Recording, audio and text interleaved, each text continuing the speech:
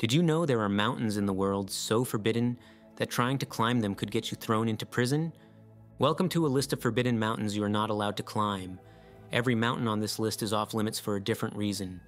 Some were climbed in the past, until a single incident permanently shut them down. Others have never been climbed at all.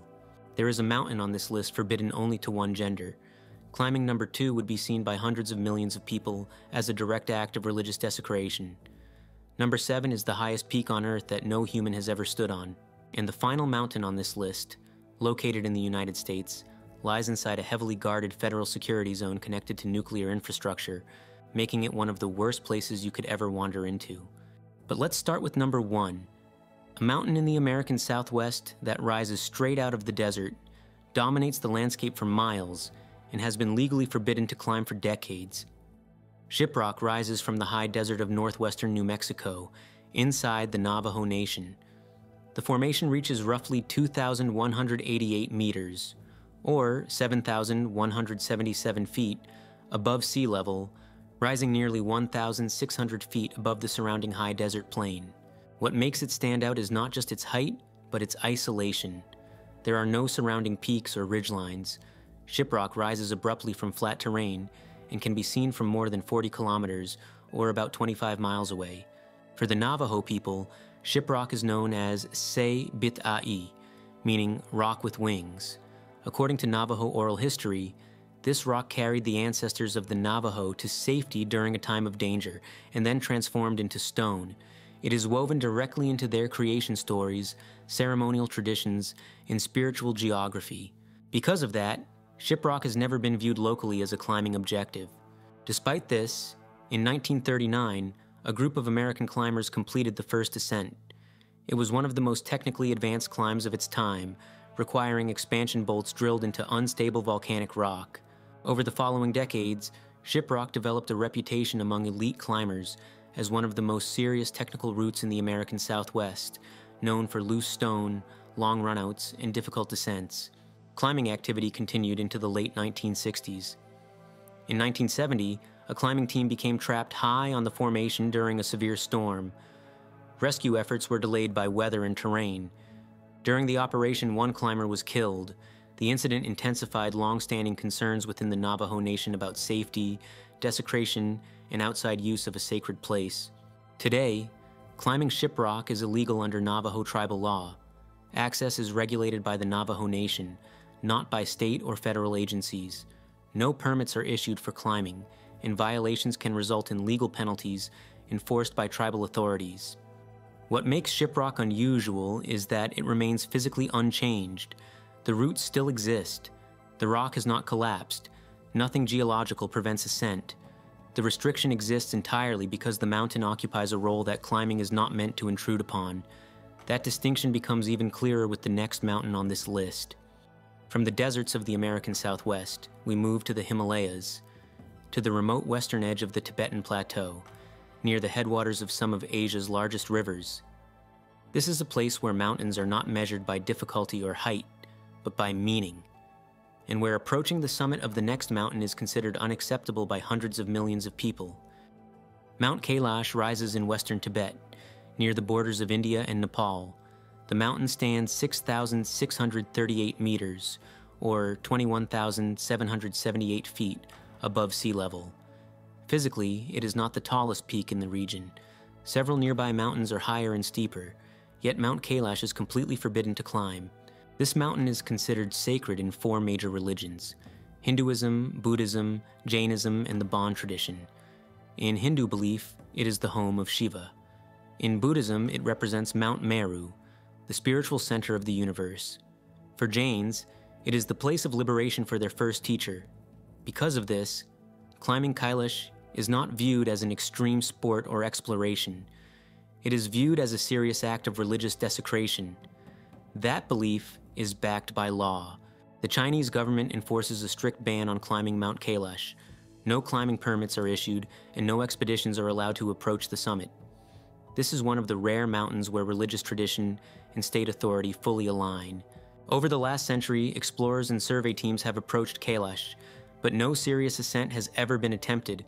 Even Reinhold Messner, one of the most accomplished climbers in history, refused an offer to climb it, stating that doing so would violate something far more important than mountaineering ethics. Instead of climbing, pilgrims walk around the mountain. Every year, tens of thousands of people complete a 52-kilometer or 32-mile ritual circuit around its base. Some walk it, some perform full-body prostrations the entire way. The summit, however, remains untouched. Despite modern equipment and decades of Himalayan experience elsewhere, no human has ever stood on the top of Mount Kailash, not because it cannot be climbed, but because, for millions of people, it is not meant to be. From the Himalayas, we move west, to southern Europe, where access to an entire mountain has been controlled for more than 1,000 years, not by modern law or national borders, but by a religious authority that still governs who is allowed to enter, and who is not. Mount Athos rises from a narrow peninsula in northern Greece, projecting directly into the Aegean Sea. The mountain reaches 2,033 meters, or 6,670 feet, above sea level. Unlike the other mountains on this list, Athos is not isolated by terrain or climate. Roads, villages, and ports exist nearby. Physically, it would be straightforward to reach. Access is forbidden for a different reason. Mount Athos is the center of an autonomous monastic state that has existed for more than 1,000 years. The entire peninsula is governed by Eastern Orthodox monks, operating under a legal framework recognized by the Greek constitution and international law. One rule defines everything here. Women are not allowed to enter. This restriction, known as the Avaton, has been enforced since 1046. It applies to the entire region, including the mountain itself. No women are permitted to visit, regardless of nationality, profession, or status. Access is actively controlled. All visitors require permits, which are issued only to men and only in limited numbers. Greek authorities patrol the coastline, and unauthorized entry can result in arrest. This is not symbolic tradition. There have been documented cases of women attempting to enter Mount Athos as acts of protest. Each time, they were removed by authorities. In some cases, legal charges followed. The restriction remains unchanged. The mountain's significance lies in continuity. More than 20 monasteries operate on its slopes, some founded before the modern nation-state of Greece existed. The rules governing access to Athos are older than most countries on Earth, and they are still enforced in the present day. Mount Athos is forbidden because the idea of unrestricted access has never existed there. From southern Europe, the list moves east again, back to the Himalayas, this time to Nepal, to a mountain that dominates the skyline of an entire region, visible from one of the most popular trekking areas in the world. And yet, unlike the peaks around it, this one has remained deliberately untouched. Machapuchare rises above central Nepal, overlooking the Annapurna region. The mountain reaches 6,993 meters, or 22,943 feet above sea level. Its twin summits form a sharp fishtail shape that dominates the skyline above one of the most heavily trekked areas in the Himalayas. Despite its visibility, Machapuchare is completely forbidden to climb. The restriction is rooted in religion. Machapuchare is considered sacred by local communities and is traditionally regarded as the home of Shiva. Because of this, the mountain has never been intended as a climbing objective. There was one exception. In 1957, a British expedition received permission to attempt the mountain. That permission was granted under King Mahendra of Nepal, with a strict condition: the climbers were not allowed to stand on the summit. The team climbed high on the ridge but stopped short of the top, honoring that agreement. Poor weather also contributed to their decision to turn back. After that expedition, Nepal permanently closed Machapuchare to climbing.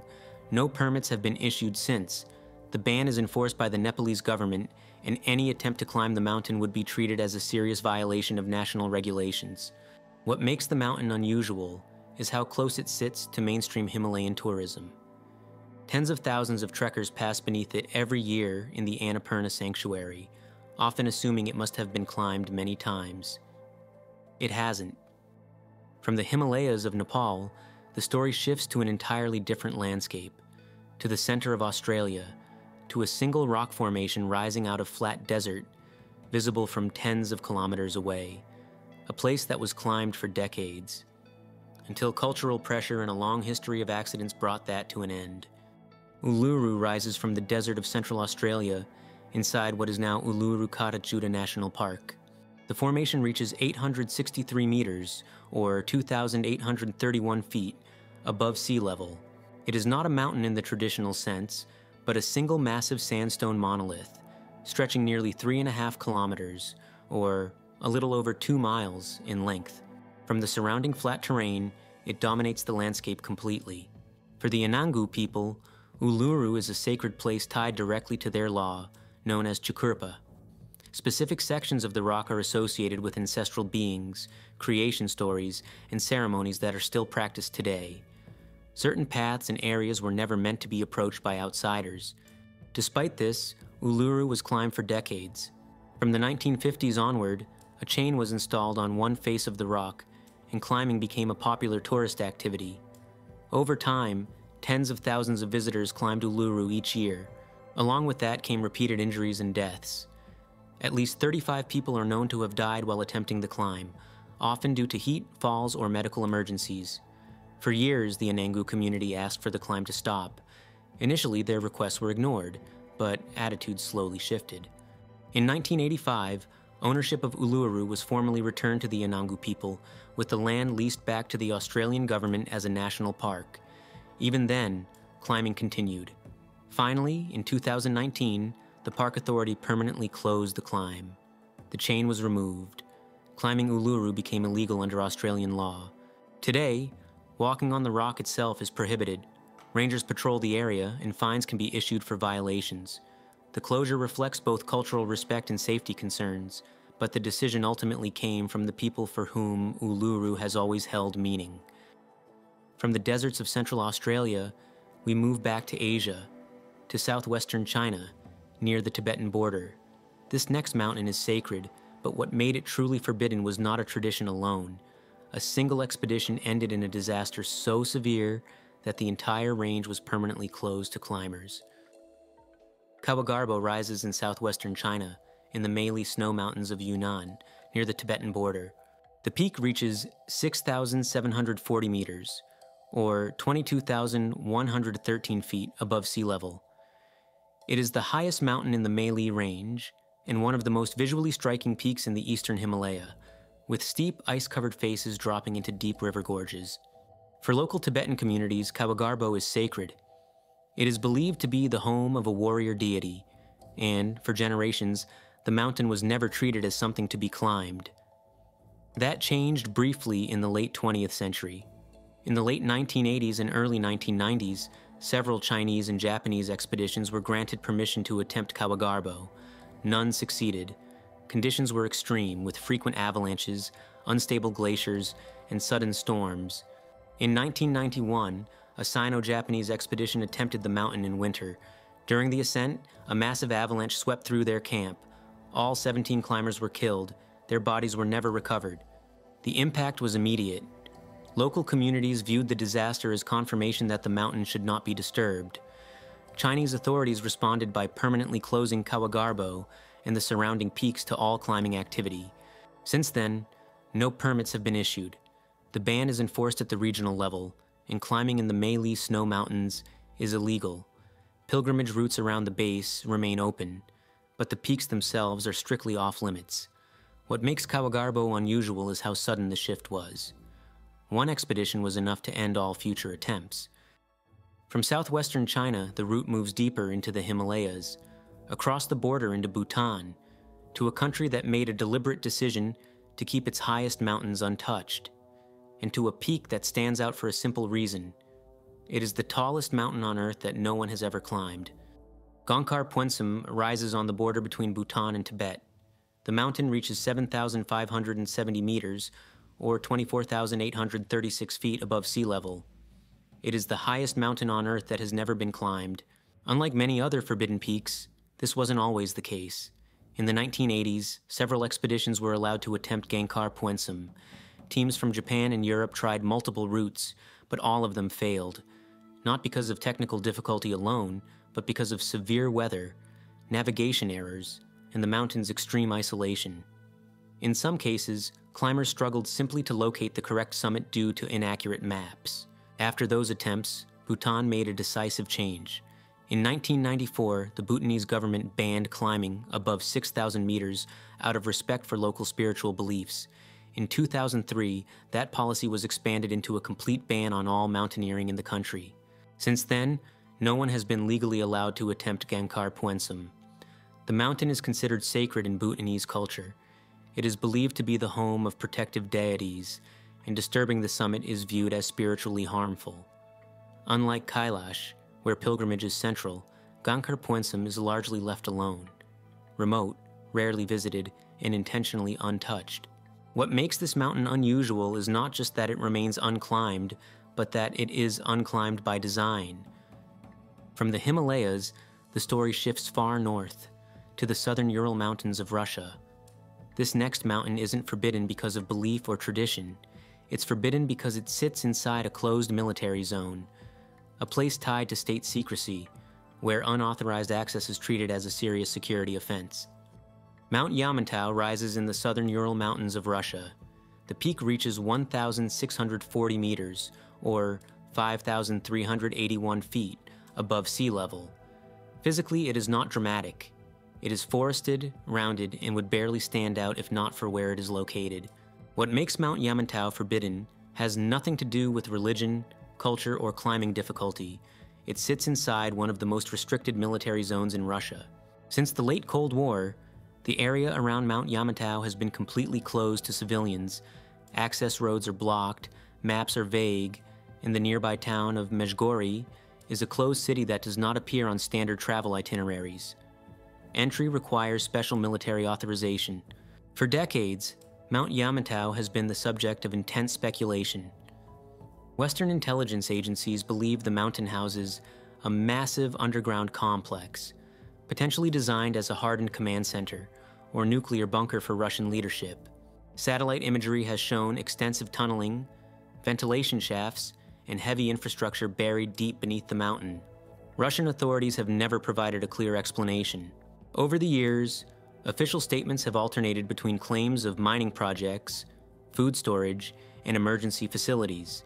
None of these explanations account for the scale of construction observed. What is known is how the area is treated. Unauthorized access to Mount Yamantau is considered a national security violation. Foreigners are explicitly barred. Even Russian citizens face detention if they attempt to approach the mountain without clearance. In 2022, a climber who attempted to approach the mountain carrying a political banner was detained and charged under security laws. The incident reinforced how seriously access restrictions are enforced.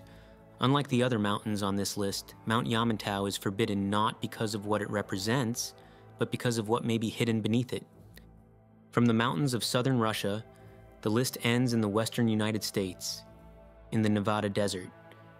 This final location is not sacred, not remote, and not difficult to reach geographically. What makes it forbidden is what lies beneath it, and the level of control surrounding it. Entering this area without authorization isn't a cultural violation or a political mistake. It's a federal crime. Yucca Mountain is located in the Nevada desert, about 100 miles, or 160 kilometers, northwest of Las Vegas. The ridge rises to roughly 2,044 meters, or 6,707 feet above sea level. From the outside, it looks unremarkable.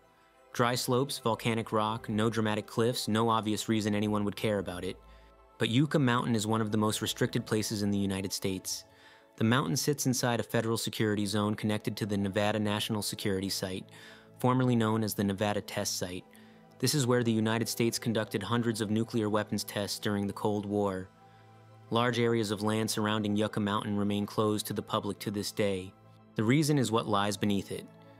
In 1987, the U.S. government selected Yucca Mountain as the nation's permanent underground repository for high-level nuclear waste. The plan was to bury radioactive material deep inside the mountain, sealed within layers of volcanic rock, designed to remain isolated for tens of thousands of years.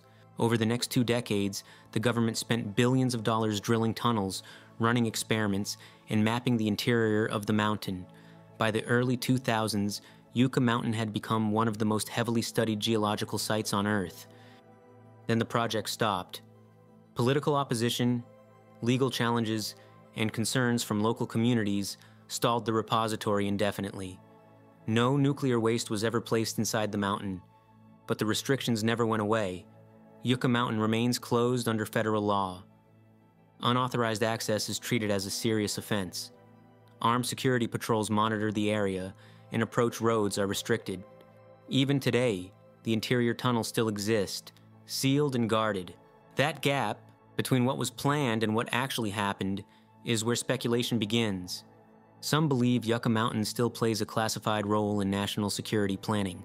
Others point to its continued funding and security as evidence that the site is not as dormant as officially stated. None of these claims are confirmed, but the secrecy surrounding the mountain has kept rumors alive for decades. So which of these mountains would you actually dare to climb? Let me know in the comments. If you enjoyed this video, subscribe for more content like this, and I'll see you in the next one. Thanks for watching.